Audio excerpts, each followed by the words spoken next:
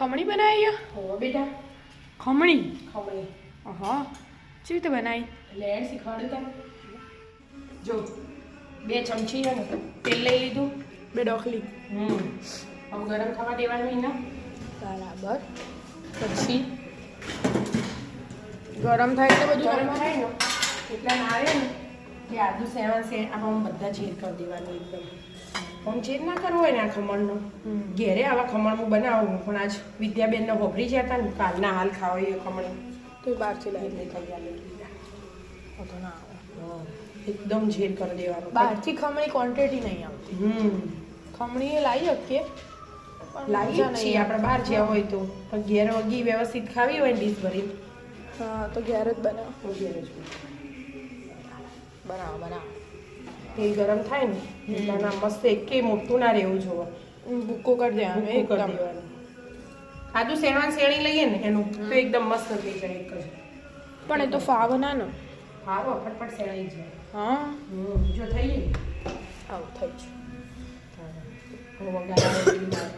તૈયારી થઈ ગયું હશે. તૈયાર થઈ ગયું. આ મરચાં સમાર દીધા, લસણ ખોડી દીધું, દાણા તૈયાર કરી દીધા અને સેવ તૈયાર. ખોળ જોવો ને. હા, દળેલી ખોળ જોવો. દળેલી ગળા કરવાના. ગળી જો એકદમ ગળી ના જોઈએ, બહુ મીડિયમ જોઈએ ને. ગોળ પણ તો હોવો નહીં, આપણે કોઈને વધારે ગળી ભાવતું હોય, કોઈને ઓછું ભાવતું હોય. એ તો હવાની રીતે નાખવાનું હોય. આ તો મીડિયમ હોય, એકદમ ગળી થઈ જાય તો એના મજા સ્વાદ ના આવે. વ્યવસ્થિત જોવો. હા, વ્યવસ્થિત. પહેલા ખોળ ના હવે ચમચી મૂકવું. પહેલાં તો આપણે રોજ આવે એ જ આવે. રાઈ, ઝીણી રાઈ, અમુક ઝીણી લેવી જોઈએ. પછી હું નથી એક લખવા નહીં તો ઓપ્શનલ મરચાં આવે. સીધા મરચાં ઝીણું.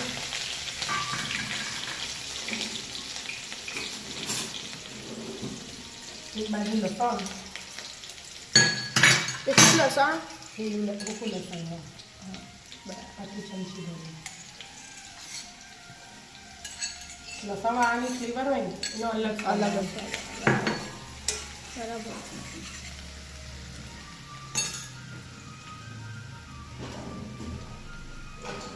હવે જો આ 2 વાટકી ભૂકો હોય ને એનો તો ચોથા ભાગની વાટકી એરિયે જ વાટકી ચોથા ભાગનું પાણી લેવાનું, વધારે નહીં લેવાનું. સહેજ 2 મિનિટ ચડાઈ જાય ને લસણ ને મરચાં એટલી વાર પછી ચડવા દો. થોડું પાણી વેડ્યું હોય ને અમે. થોડું બરાબર.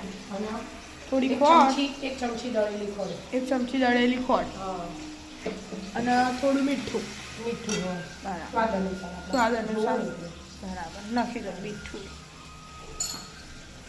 હવે ઉકળવા દેવાનું. પાણી અડધું થઈ જાય ને જે નાખ્યું હોય એનું. હા, તાજો જ ઉકળવા દેવાનું. ઉકળવા દે. જો ઉકળી ગયું. પાણી દેખાય કોઈ ખોટનો રસા જેવું લાગવું જોઈએ. પાણી આવે ને તો સ્વાદ ના આવે, ફીકું લાગે. ખમણ નથી.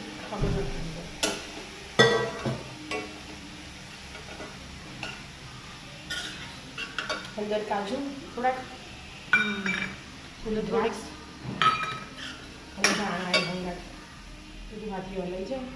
એટલા બધા અડધી વાટકી જ છે. ખમણી તો ધોણા જોવું છે. એ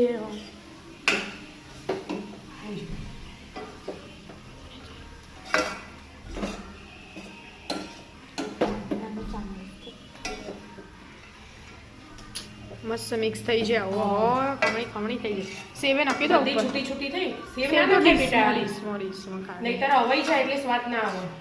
ઠંડી થવા દેવાની. હા, ઠંડી થવા દેવાની. ગરમ ખાવી હોય એવી ડીશમાં પાણી કાઢી હોય ને તો આવી છૂટી ના થાય. હા, છૂટી થવી છે. ડીશમાં કાઢી દેવાની. હા, આલા ઉપરથી સેવ દાડમ નખાય. દાડમ ઓવલ દાડમ નખાય. દાડમ હાલ નહીં નથી અત્યારે. જો તૈયાર. ઉપરથી દાડમ મસાલા આગળ પાછી ખમણી.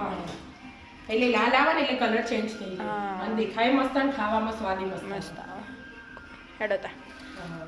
ખાઈ લઈએ હવે. એટલે ખાવા રાધે રાધે રાધે રાધે